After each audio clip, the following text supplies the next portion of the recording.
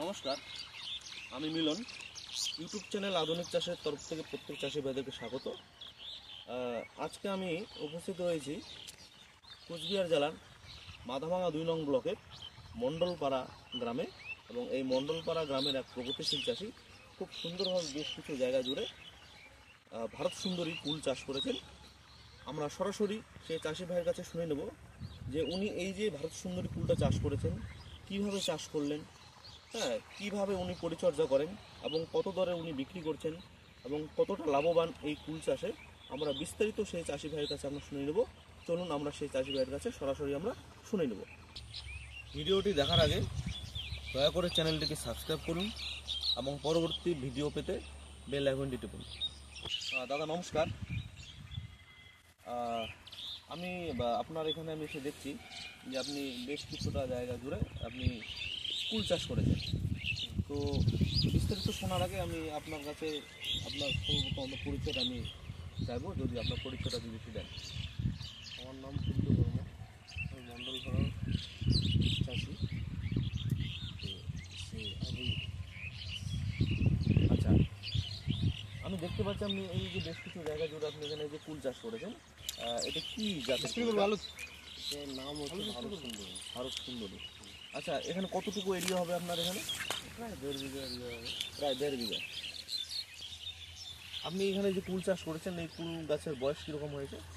ওর 2 বছর চলছে। 2 বছর। আপনি এই জাতটা কি আপনি নিজে থেকে সিলেক্ট করেছেন নাকি কেউ আপনাকে বলেছেন যে না ভারত সুন্দরী লাগালে ভালো হবে আমাদের এখানে? সিলেক্ট প্রায় আমরাই করেছি। এবার তো মার্কেটে এটারই চাহিদা হওয়ার বেশি আশঙ্কা।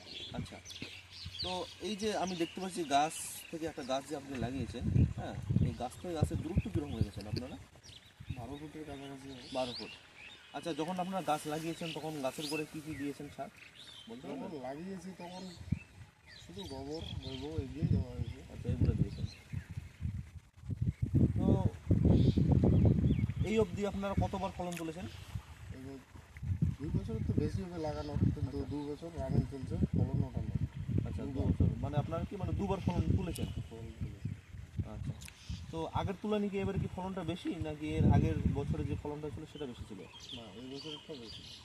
না, আমি এই মুহূর্তে আপনার এখানে আমি এসে দেখছি প্রায় ফলন প্রায় শেষের দিকে, প্রায় উঠেই গেছে। তো কীরকম ফলন হয়েছে তবু? ফলন খারাপ, ভালোই হয়েছে। ফলন ভালো হয়েছে। খারাপ হবে না হলে।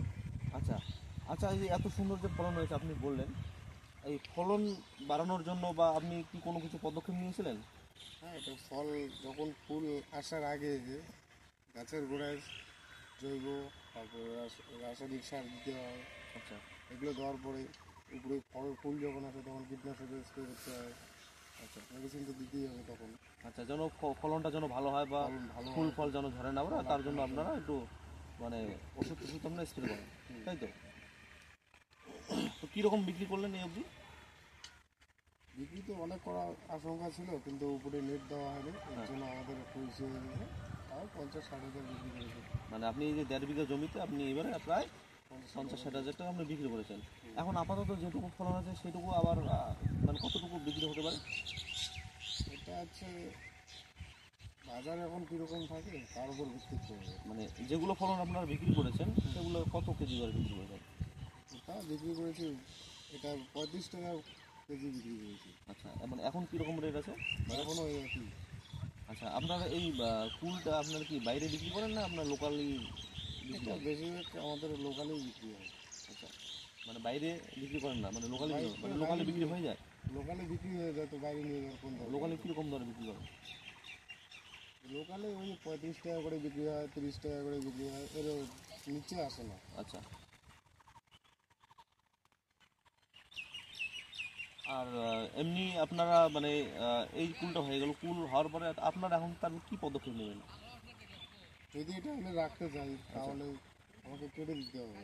আচ্ছা গোড়ায় কেটে দিতে হবে, হ্যাঁ বেশি গোড়ায় না, এক হাত রেখে কেটে দিতে হবে। হ্যাঁ আবার এটাতে কুশি বার হবে, হ্যাঁ। তখন থেকে ট্রিটমেন্ট করতে লাগবে। আচ্ছা, এই গাছে কোনো ট্রিটমেন্ট হবে না। এমনি কুল তো ভালোই হয়েছে তাই না? হুম। নাম হচ্ছে ভারত সুন্দরী। আর সুন্দর। ঠিক আছে, আপনার সাথে কথা বলে ভালো লাগলো। অসংখ্য অসংখ্য ধন্যবাদ। নমস্কার।